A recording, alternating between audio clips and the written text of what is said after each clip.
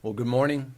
I'm Greg Bovino, Commander at Large of Customs and Border Patrol Assets here in this great city of Minneapolis, Minnesota. I'm glad to be here this morning. I'll make a few remarks and then we're going to open this up to questions. Please hold all questions until the end. Now, folks, we've seen the excellent work that Mr. Marcos Charles has detailed here. This excellent work on these screens here. Marcos, you and your team are out there every day, Border Patrol, ICE, and those allied teams, and they're taking these folks off the streets. These folks were walking the streets less than 24 hours ago. Marcos and his team and Border Patrol are taking them off the streets by the dozens and sometimes hundreds every single day. So that's some fantastic work.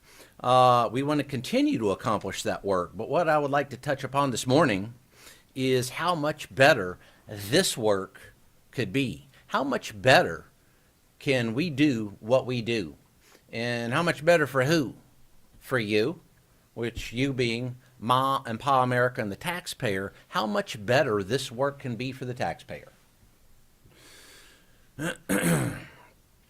Now, better to the citizens here of Minneapolis as well. Minneapolis 2020 riots, this most current influx of anarchists and folks that want to disparage and occlude this Title VIII law enforcement mission. So we can do this much better for the citizens of Minneapolis. And what this revolves around is the climate. The current climate surrounding law enforcement and this Title VIII mission in which ICE, Border Patrol, and these allied teams are fighting so hard to accomplish. Now, this climate that we talk about is not very favorable right now in Minneapolis. I just put that as our first point. It's not very favorable to federal law enforcement here in Minneapolis. Let's take a look at what happened yesterday. Some of you may know that Border Patrol and ICE were out conducting our Title VIII mission, and several of our teams were set upon by violent protesters, anarchists, rioters, individuals, and extremists that were intent on ensuring that we did not take these very people that Marcos talked about off the streets. Intent that we would not arrest these individuals, these illegal aliens that prey upon Ma and Pa America every single day. So yesterday I had the fortunate opportunity to once again work with those fine agents in ICE and Border Patrol. And in doing so, from the very beginning of the shift all the way through the end of the shift, all day long, it was a running battle with those very extremists that I've talked about. So as we were looking to conduct that targeted enforcement against some very vile criminals, we were met with resistance. One of those criminals that we were after was Victor Urice. Mr. Victor Urice, a target that we were after yesterday. This individual is a convicted felon from Mexico with serious weapons offenses, fleeing from police, and a criminal rap sheet so long that I can't remember it all. That's who we were after yesterday. Now, as we were after Mr. Urice, we were set upon rioters who tried to stop us at every point yesterday. Simply using the restroom at a gas station was met with significant resistance. A lot of people would call that stalking. I don't think any of us would like to be stalked, but being stalked for 8 or 10 hours at a time is not a very favorable climate. Hey folks, where were the cops yesterday? Where was Minneapolis Police Department during that 8-hour stalking event? Anybody care to venture a guess? I'd like to venture a guess, and it's I don't know. So it's that climate we're talking about.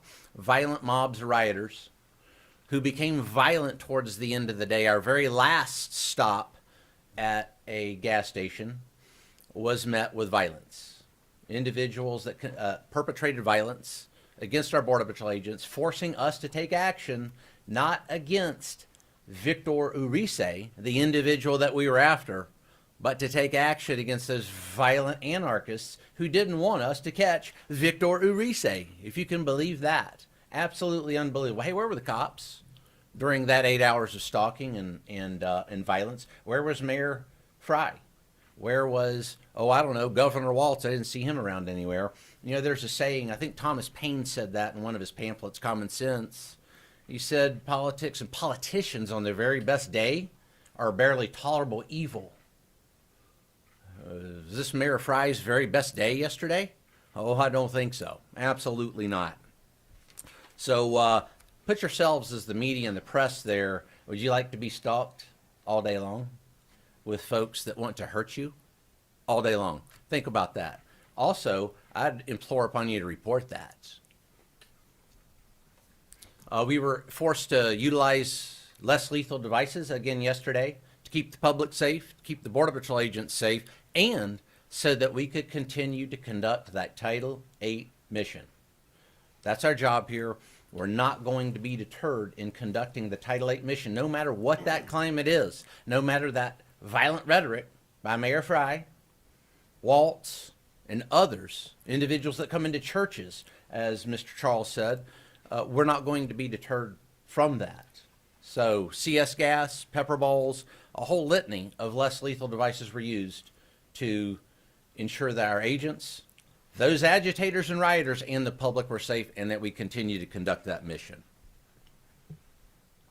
Citizens were failed twice yesterday. They were failed twice yesterday.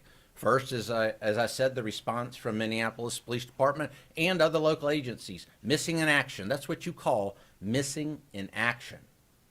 When fellow law enforcement officers are in need, missing in action. Unconscionable. And then the second part of that is these criminal illegal aliens that were let back out on the streets. Let's go back again to Mr. Victor Urice. He was on probation, by the way. Our target was on probation. He was let back go on the streets of Minneapolis so that we had to go into the community. Never should have happened. We had to go into the community to remove him. Why not, Mayor Fry, Governor Walz, turn this individual over to us so we're not in the streets, so that anarchists are not allowed to ply their trade of anarchy against law enforcement? Now, this didn't happen overnight. This anarchist-type movement has been well established here in Minneapolis since 2020. We all know what happened in 2020. The anarchists love this, by the way. They love this. This is just what they want. This is just what Mayor Fry, Governor Walz, and others are giving them. This emboldened rhetoric vilifies law enforcement and creates very unsafe situations for law enforcement and occludes from the mission of taking these bad people, as Mr. Marcos Charles said, off the streets. Compliance, they think, is optional.